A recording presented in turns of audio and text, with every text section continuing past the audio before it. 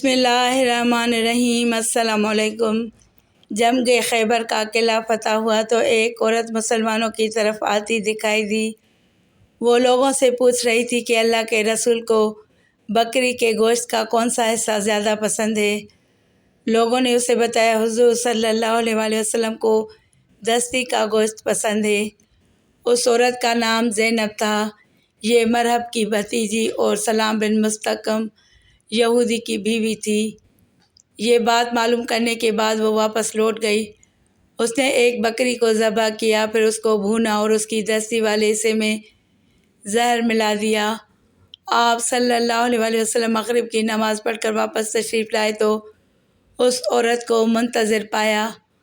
آپ صلی اللہ علیہ وسلم نے اس سے آنے کا سبب پوچھا تو وہ بولی، اے ابوالقاسم، میں آپ کے لیے ہدیہ لائی ہوں۔ حضور صلی اللہ علیہ وسلم کے حکم پر اس کا ہدیہ لے لیا گیا اور آپ صلی اللہ علیہ وسلم کے سامنے رکھ دیا گیا۔ اس وقت وہاں بشر بن برا بن معرور رضی اللہ تعالیٰ عنہ بھی موجود تھے۔ آپ صلی اللہ علیہ وسلم نے صحابہ سے فرمایا، قریب آ جاؤ۔ پھر آپ صلی اللہ علیہ وسلم نے دستی سے کھانا شروع فرمایا۔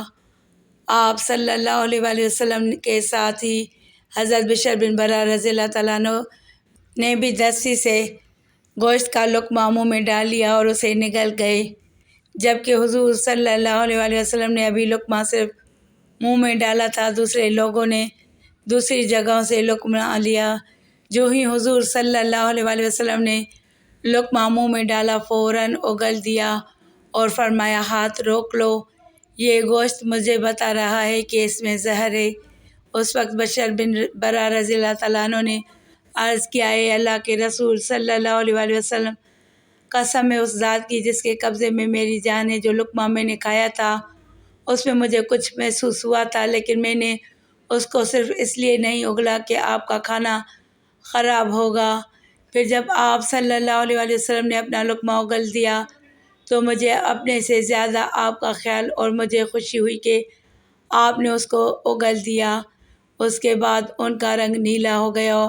وہ 1 سال تک اس زہر کے زیر اثر رہے اور اس کے بعد فوت ہو گئے۔ حضور اقدس صلی اللہ علیہ وسلم نے اس یہودی عورت کو بلوایا اور اس سے پوچھا، کیا تو نے بکری کے گوشت میں زہر ملایا تھا؟ اس نے کہا، آپ کو یہ بات کس نے بتائی؟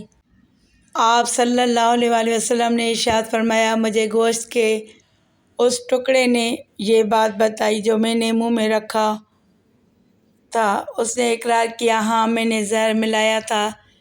تب آپ صلی اللہ علیہ وسلم نے اس سے پوچھا، تم نے ایسا کیوں کیا؟